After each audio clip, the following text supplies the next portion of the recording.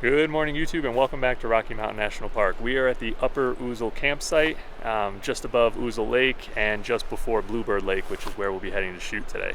I really quickly wanted to show you this campsite because it's pretty incredible. So you can see here, we've got my bivy sack and Joe's tent, and Joe's doing, I don't know, whatever the hell Joe's doing. And then this is the view. We have these snowfields that are melting, the beautiful waterfalls, and it's just nice and peaceful. And you might notice I look like a methed out beekeeper. And it's because although it's very peaceful, it is full of mosquitoes and flies, and they are terrible. So I'm covered head to toe.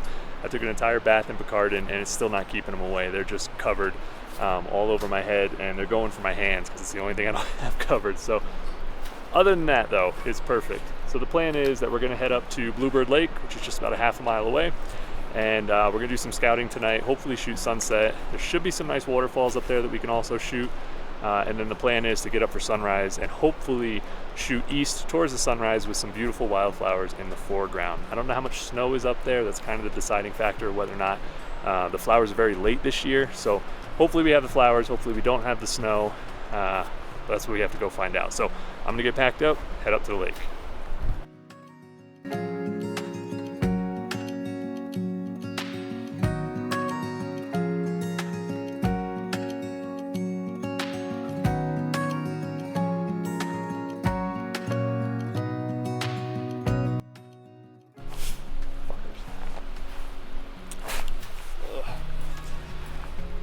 Okay, so a little bit of good news, a little bit of bad news. The good news is I found a composition for sunrise that I think will be nice. It's not what I was originally looking for, because the bad news, as you could probably see, there is still a shit ton of snow up here. So the flowers are way behind. Today's July 27th, so I thought we might be a little bit late for the flowers up here, and a lot of them haven't even started to come in. What we have are the early spring flowers. I think these are called, I don't know, I'll put the name on the screen, I forget what it is. But usually this is what you see in the beginning of spring. What we don't have are all the nice purples and reds that we'll probably be getting in a few weeks.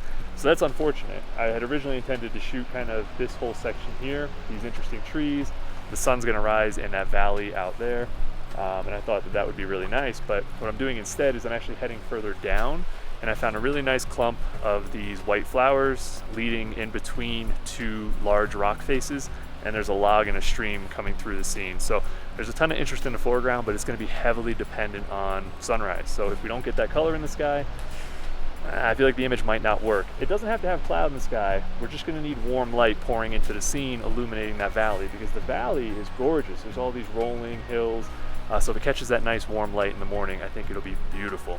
What I'm gonna do now is I'm going to head up this snowfield here up to Bluebird Lake, and hopefully there are some flowers around the lake so that I can set up for a sunset composition. There are no clouds in the sky, and there is a bit of wind, so it's not looking great for sunset if I'm being honest. But Joe scrambled up there about an hour and a half ago, and he hasn't scrambled back down, so that tells me he found something. So I'm gonna head up there, see what's up there, and see what we can find.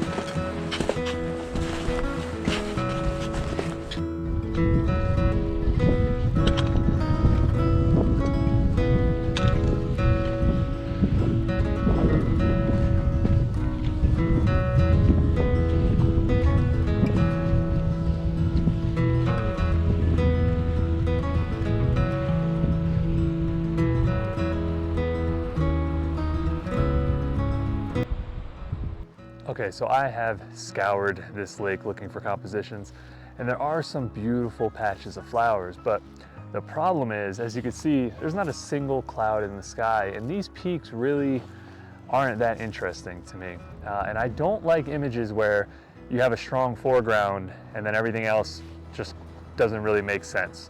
The peaks aren't going to be interesting, there's not going to be a ton of light in the sky. So what I've done is I've looked for interesting composition that wouldn't depend on the light in the sky. And what I found was this rock here, and it's an interesting rock, but what I like about it is it has two small trees that are growing within it in the lake, and I find that very interesting. But Because the water's so choppy, it looks terrible. So what I'm doing is I put on a 6-stop neutral density filter and a polarizer, and I'm going to shoot several images. The first one's just going to be for the water, and it's going to be about 30 seconds. And that's going to give me this nice steely blue, and underneath the surface of the water, because of the polarizer, I can see these nice orange rocks. And then the last bits of light are hitting these peaks behind me, which is casting a nice warm light on the rocks themselves. So you'll have this steely blue water surrounding these nice warm rocks, and then of course the trees, which are the subject of the image. Now in order to do this, what I'm going to do is I'm going to first shoot it at 30 seconds for the water, and that image is going to be a little bit blurry because, as you can see, of course it's windy. And then I'm going to remove the 6-stop filter, adjust my exposure by 6 stops, which will bring me down to about a half a second, and I may do 20 seconds and a quarter second. I may have to see how much shake I get, but that will be specifically for the trees and the rock to make sure that's tack sharp. So the water one can be blurry because it's smooth water, who cares? And then I remove it, pop in a couple more exposures just for the trees, focus stacking along the rocks so I make sure everything is in detail front to back. And I think what I'm going to be left with is a very simple, very clean image, and that's what I love about Rocky. No matter what conditions you get, there's always a composition if you look hard enough. So that's enough jibber jabber. Let me go ahead and get the shot. Okay, so this first one will be at 20 seconds, f11 ISO 100. And again, I have the polarizer cutting the glare on the water. And at 20 seconds, I should get nice, smooth water. And of course, a blurry subject, which we'll fix with the other exposures, which will be much faster.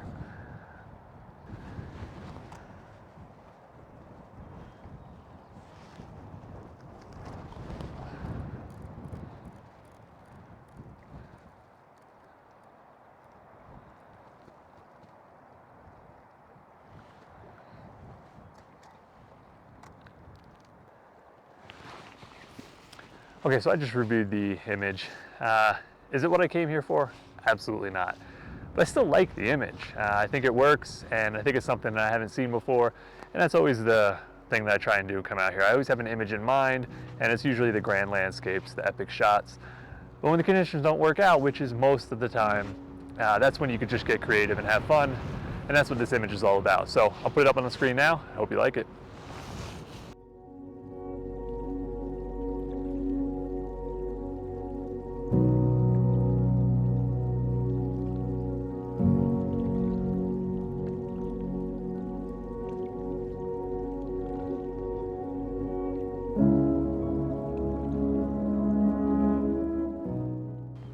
Okay, so I know I just finished saying you don't need the grand landscape, but then I noticed this light on these clouds. So unfortunately, there's gorgeous light in a peak over there, but there's no way I'll make it in time. So I'm gonna focus on these, shooting a nice pano of the light on the peaks with the clouds. And I am bracketing plus and minus 2 stops, and it's gonna be a 6x17 composition.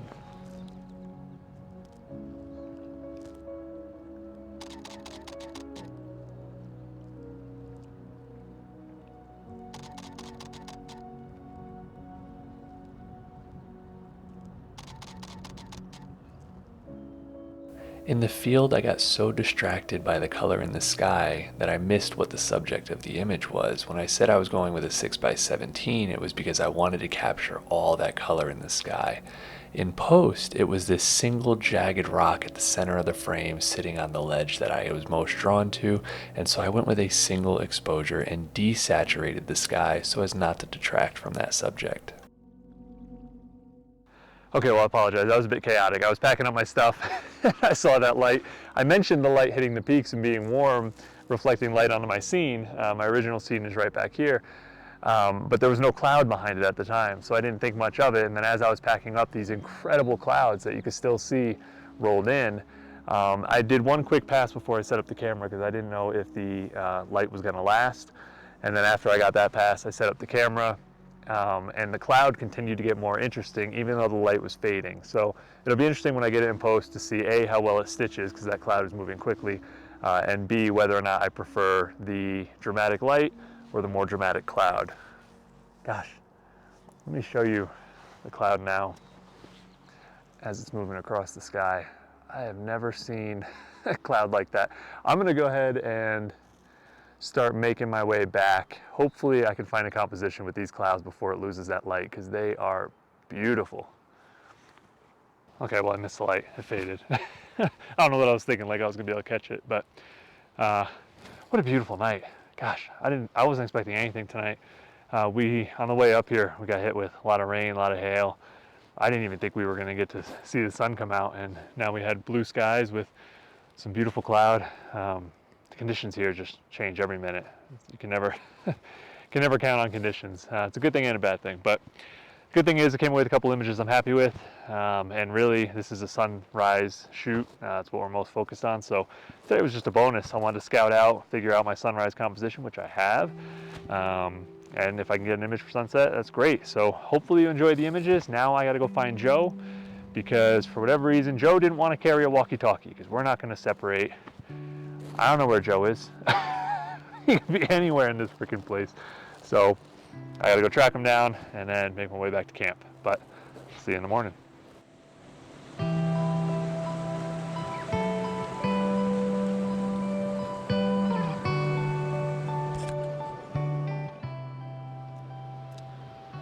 Good morning, YouTube. We are on our second day of our trip. This is the area that I scouted out yesterday. I had intended to shoot a little bit further down in this little area between the rocks, just having a composition of the two rocks and then the flowers going through. But the clouds this morning look like they're going to be spectacular. And the problem with that comp is that it was just a small sliver of clouds, and then I lose these pine trees off on the left. So I'm about 10 feet further back from where I had intended to be. And the goal is I'm gonna have this rock face leading into the scene, catching this nice light, which you can already see is happening. And then on the left side, I have this really interesting fallen log, which has like these gnarly roots that are working their way towards me. And then these nice white flowers leading down the stream through the ridge between the rocks. So it's gonna be simple, regular 4x6 vertical image. Not the image I had hoped for, but I do think we're going to get a spectacular sunrise, and I think that's what it's going to need for this image to work.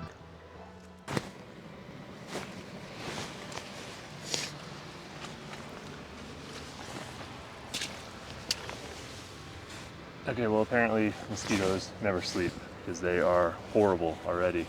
I shifted my composition a little bit just to get me further down this little alley here, just giving myself more of the scene at the end. I didn't like having this block of rock here be the dominant subject, so I wanted to move a little bit away. I think this gives me a better angle and should give me the spot where the best light and cloud will be, but we still have about 20 minutes or so to sunrise, so we'll see. I'm having to exposure bracket and focus stack, so it's going to be kind of a pain to edit, but this is the only way I'm going to be able to get the full dynamic range and everything in focus, because I have flowers in the very foreground all the way to the peaks in the back, so I want everything to be sharp.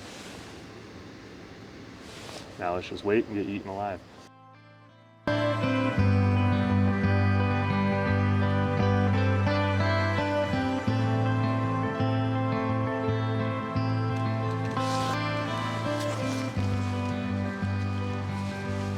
Okay, so the sun is coming up just behind this tree in my comp, so it's blocking the sun too much for me to get a sun star, but the good news is I'm not going to have any lens flare, which I always get lens flare with this lens, so it's better that it's obscured.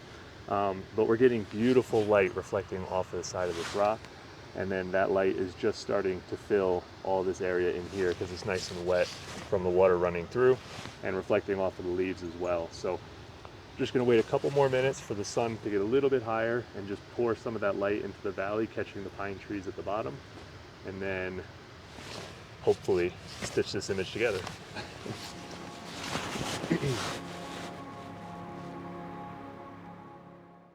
Okay, yeah, we're gonna switch to voiceover because the sound of my rain jacket was driving me insane.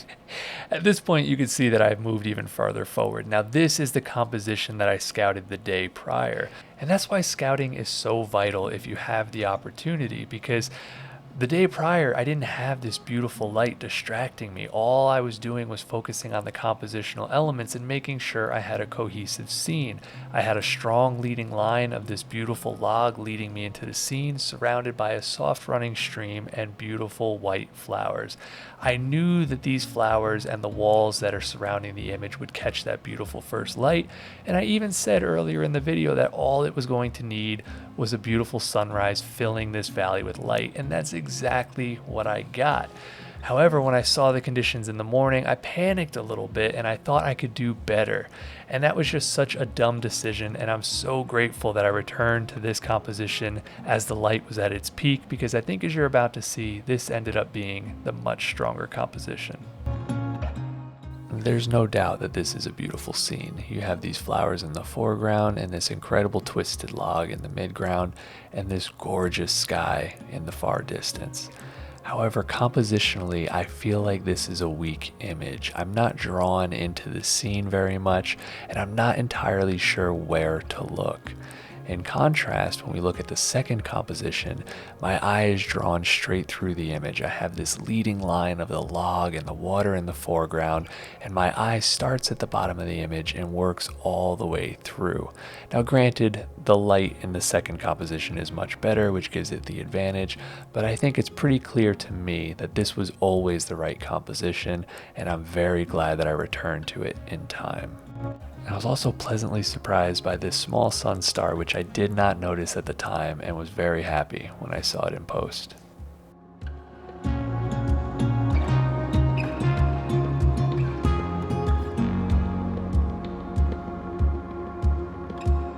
This was the second composition that I had scouted the day before. Now, I didn't mention it in the video because I didn't think it was going to work out. There's so much distraction around this tree. There are small bushes, and then in the background there are pine trees. So separating the subject from the distraction is extremely difficult. Additionally, I knew the sun was going to be rising on the horizon and would likely be in my frame, causing a ton of lens flare. So what I ultimately did is I shot this two ways. While the sun was still low enough on the horizon to be obscured by the trees on the bottom right, I positioned in the very bottom left of the frame. This allowed me to get complete separation of the subject from the sky, but I struggled to get the foreground exactly the way I wanted it. Ultimately, I think this is a composition that I'll need to return to, because the scene definitely has a lot of potential, and I just didn't quite execute the way I would like. Okay, so my camera died, my video camera, so I'm moving over to the GoPro. Sorry about that. Hopefully you can hear me okay. I have two compositions that I want to show you, and then I'll show you the images. Pretty straightforward. There's this dead tree here with a little pine tree next to it, and it had beautiful clouds above it. It wasn't that sunrise light, it was more like that early morning golden hour light. So we had nice warm light coming into the scene. The sun was directly behind it, and then there's some nice yellow flowers in the foreground as well. The dynamic range was insane. Even shooting 5 stops exposure bracketing wasn't enough. So what I ended up having to do was really expose for the sky so I don't blow out the highlights, and then I'm gonna have to bring up my shadows in post. Hopefully the image is still okay and it's salvageable, but this is kind of a secondary image. So what I really want to show you is this one. I know it just looks like a pile of pine cones because that's what it is, but there's this one white stick, and when we were walking in this morning, the trail is right here, and I saw this and thought that it looked amazing because there's just this little pile of pine cones underneath the tree, and I did not place that stick. That was actually there, but in that early morning light there was this beautiful glow catching that stick and the pine cones, and it just had a ton of contrast, and I love the texture. So I shot a single image of this, and I'll go ahead and show you that on the screen now. Now, I know that this might not be for everybody, but this is one of my favorite, if not my favorite, images from the trip. I love scenes like this because when you're in a place like Rocky Mountain National Park, every step you take, you're surrounded by beauty. And if you're not paying attention, even for a moment, you might miss the opportunity to witness something truly beautiful.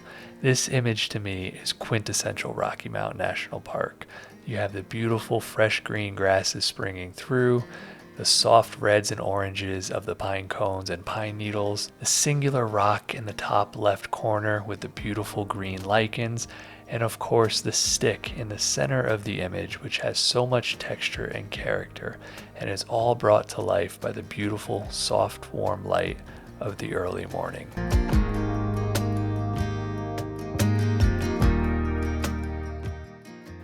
All right, well, that's going to do it for me this week. I do hope you enjoyed the video and, of course, the images. I have to say this is one of the best experiences I've had behind the camera in a long time. I truly enjoyed every moment, and although I didn't come away with the images I expected, I'm very happy with what I did come away with. That's all I've got for you this week. I hope you have a fantastic weekend. Now get out there and make some images.